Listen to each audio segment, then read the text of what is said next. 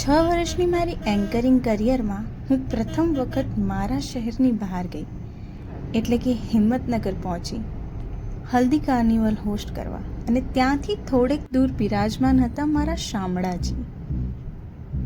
આજનો દિવસ ફક્ત પ્રવાસનો હતો, આ તો હાકલ હતી. અરવલ્લીની ગિરિમાળામાં મેશ્વો નદીની કાંઠે બિરાજે છે શામળાજી, જ્યાં શ્રી કૃષ્ણ શામળિયા સ્વરૂપે કાળિયા ઠાકોર તરીકે પૂજાય છે. મંદિરના પગથિયા ચડતા એવું લાગ્યું જાણે મનનો ભાર એક કરીને ઉતરી રહ્યો હોય. અહીંની હવામાં 1,500 વર્ષ જૂની આસ્થા ભળેલી છે. આરસ અને રેતાળ પથ્થર તડકામાં એવા ઝળહળે છે જાણે શામળાજીએ જાતે જ શણગાર સજ્યો હોય. અમે જ્યારે પહોંચ્યા ત્યારે આરતી થઈ રહી હતી. એક ક્ષણ મારા હૃદયમાં વસી ગઈ.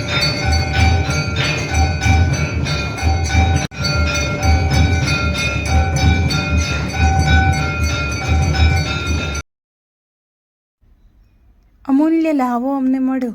પહોંચતા જ અમને આરતીનો લહાવો મળ્યો. આરતીના દર્શન થયા. આરતી કર્યા પછી, દર્શન પ્રાપ્ત કર્યા પછી અમે થોડા ઘણા ફોટોશૂટ કર્યા, જેથી કરીને જીવનભર શામળાજીની યાદો અમારા ફોનના કેમેરામાં પણ કેપ્ચર થઈ જાય અને હૃદયના કેમેરામાં પણ કેપ્ચર થઈ જાય.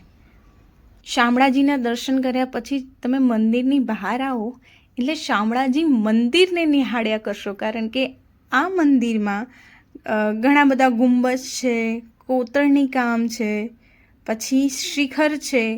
શિખરમાં તો એવું કહેવાય છે કે 7 કળશ છે અને એની ઊંચાઈ લગભગ 100 ફૂટ છે. તો આ બધું જોવામાં તમે ખૂબ ખુશ થઈ જશો, કારણ કે શામળાજી મંદિર એકદમ અદ્ભુત છે. તમે વિડીયોમાં જોઈ શકો છો. અને જ્યારે લાઇટ શો થાય છે રાત્રિના, ત્યારે તો એકદમ અલગ લાગી જાય છે, જાણે કે સપ્તરંગી શામળાજીનું મંદિર બની જાય છે. અને આ મંદિરના દર્શનનો સમય છે, નોંધી લેજો. અમે લકી હતા કે એ દિવસે 6:15 પહોંચ્યા, છતાંય અમને દર્શન થયા.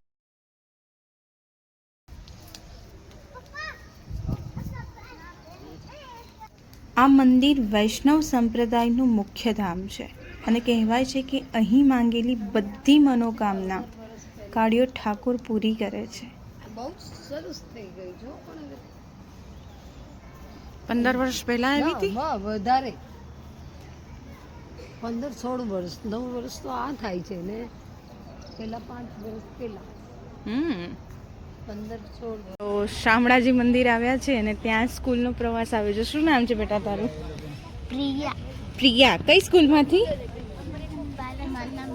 હા, માલા મુવારા. માલા મુવાડા. અચ્છા, માલા મુવાડા સ્કૂલમાંથી આવ્યા છે. સરસ મજાના બાળકો શામળાજીના દર્શન કરવા. કર્યા? દર્શન કર્યા? કેવા લાગ્યા ભગવાન? મસ્ત. અચ્છા, શું માંગ્યું? વિશ તો કરી હશે ને, કંઈક પ્રાર્થના કરી હશે ને? શું કહ્યું? હા, પાસ થઈ જાઓ. કયા ગણિતમાં, વિજ્ઞાનમાં, કયા સબ્જેક્ટમાં? કયો વિષય તમને નથી ફાવતો? હે ડીંગલા, તું કે શું કહ્યું ભગવાનને? તે ગણિત સબ્જેક્ટમાં પાસ થવું છે. ઓહો, થઈ જશો, થઈ જશો. શામળાજીને કહ્યું છે ને, એ હુંડી સ્વીકારતા હતા. બાળકો સાથે વાત કરીને અમે પણ બાળક બની ગયા. લાઇટ શો જોવા માટે એવા તો અમે બેસી ગયા કે જાણે રાતવાસો જ અમે અહીંયા કરી લઈએ. અત્યાર સુધી તો આકાશની અંદર મેઘધનુષ જોયું હતું, પણ પ્રથમ વખત એવું થયું કે મેં પૃથ્વી પરના એક મંદિર છે ત્યાં મેઘધનુષને જોયું. સપ્તરંગી મંદિર બની ગયું હતું શામળાજી. લાઇટ શો તો જોવા જેવો જ છે. જો તમે શામળાજી દર્શન કરવા જવાના હોવ તો સંધ્યાકાળે જ જજો. ખૂબ સરસ મજાનો લાઇટ શો થાય છે અને ત્યારે મંદિરને નિહાળવાની ખૂબ મજા આવે છે. શામળાજી, જ્યાં પથ્થર બોલે છે, નદી પ્રાર્થના કરે છે અને શ્યામ સાક્ષાત મળે છે. જ્યારે દુનિયાનો ઘોંઘાટ વધી જાય ને, ત્યારે એકવાર શામળાજી આવી જજો, કારણ કે અહીંયા કાળિયો ઠાકોર ફક્ત દર્શન નથી આપતા, એ તો મનનું મૌન પણ સાંભળે છે.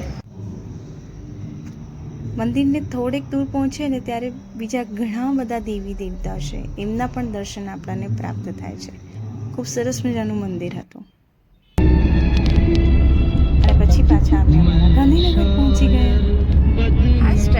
#my गांधीनगर. सो यस, सुबह से निकले थे, अब वापस आ चुके हैं हमारे शहर गांधीनगर में. Bye bye, good night. जय शामળાજી.